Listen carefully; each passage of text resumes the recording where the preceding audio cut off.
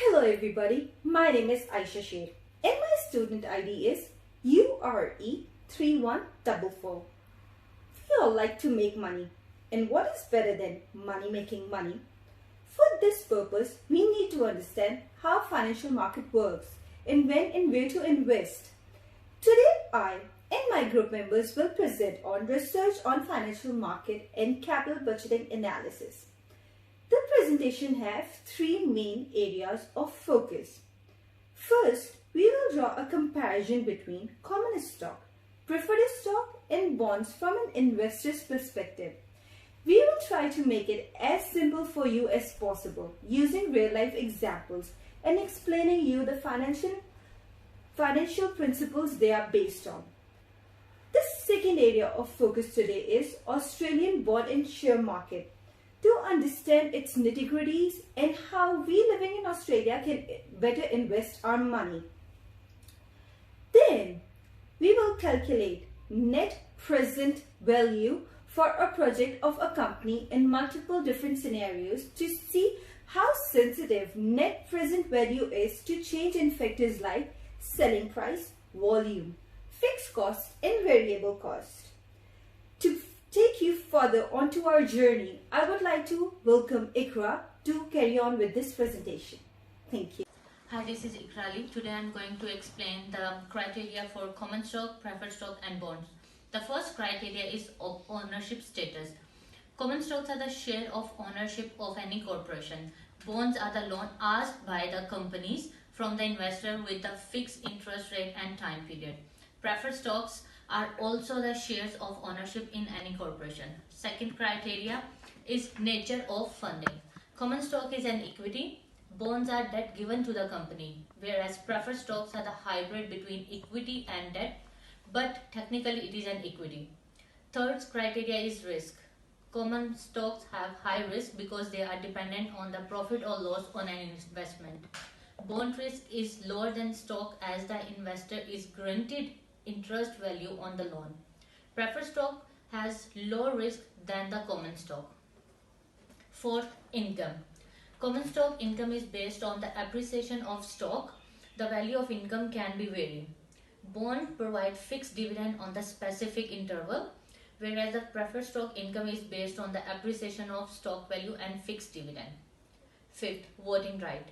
Common stock provide voting right for investors, whereas bond and preferred stock do not have any voting right for investors. Maturity. Common stock do not have any maturity date. Bond have full value when they reach maturity. Preferred stock do not have any maturity date, but they can be called after a certain period of time.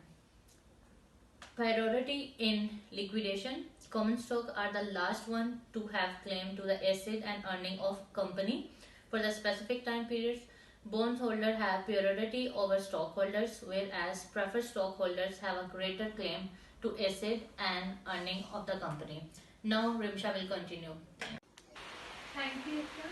Hi, I'm Rimsha Mariam and I'm going to explain the principles of finance. There are 5 principles of finance. Number 1 principle is money has a time value. The concept of money has a time value. That money today has more value in future. As you can see that the money received today has chance of earning in time frame through interest. The second one is risk return trade-off. Every investment decision is based on risk return trade-off. Higher the return offered, the higher value of risk investor will be willing to take. Investor have to take more risk if you want more return and vice versa. The third one is cash flow are the source of value. Cash flow is the net amount of cash coming in and out of the business. To see if it is profitable to invest in a company, investor will see at the company cash flow. For example, the news highlight that the Tesla company increased the value of cash flow in front of the investor and shareholder to show positive financial performance. The fourth one is market price reflection information. Information plays a very important role in market price. Investors react positively to good information and lead to further good investment. For example, that market price reflect information as the expected value by the analysis did not meet the actual value. The investor panicked on the shared information and the value of share dropped drastically. The fifth and the last one is individual response to incentives. Price in the market is a sign that shows incentive to buyer and sellers, which cause people to behave predictably. Market share shows increase and decrease in share price as a positive and negative investment. Thank you so much. Good morning. Today myself Rajvinder Kaur and my student ID is EMV24652. Today I am going to discuss about the fact and finding of Australian bond market. Bonds are traded secondary at the Australian Source Security Exchange. There are currently 6 licensed credit rating agencies operated in Australia. The rating shows the ability of the borrower to pay the debt or the chances of defaulting. There are 2 types of rating. The long-term rating is assigned to the bonds with the investment terms of more than 12 months. Short-term rating is assigned to the bonds where the investment is less than the 12 months. In Australian government bonds, the investors invest their money by giving it to the government as loan. They may have a fixed interest rate or they may be varying interest rate adjusting by the consumer price index. Whereas in Australian corporate bond, the company lends money from investors and uses that money to start projects or support ongoing activity within the country. Yield of the maturity is defined as the estimated amount an investor may earn from bond if he holds it until maturity.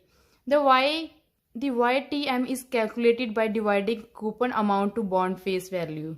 The bonds are very prone to interest rate risk. The increase in interest rate in the world market forces borrowers to use new high interest value to their new bonds. As the old bonds have less interest value, their value on the market decreases.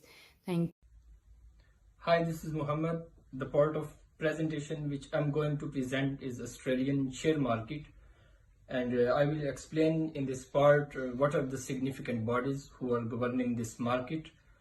And the first one is Australian Security Exchange. It is usually known as ASX.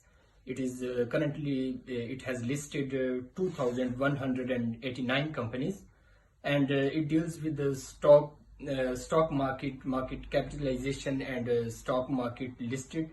And stock market listed, it provides a transparent and controlled space for companies and investors to buy and sell the shares. And stock market is actually, it is a collection of markets and exchange. It exchanges the regular activities of buying and selling.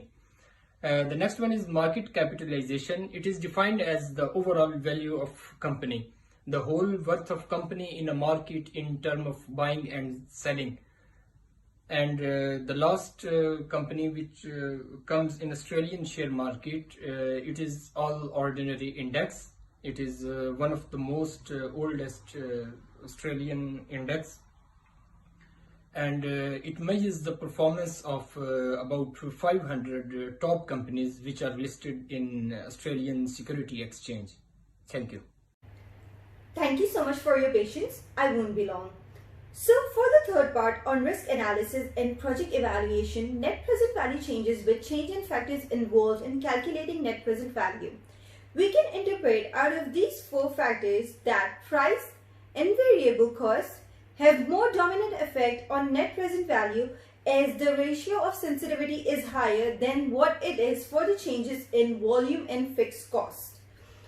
We can see that if the price decreases only by 10%, net present value will decrease by 32.2%, which is a lot, as NPV is in millions and billions of dollars.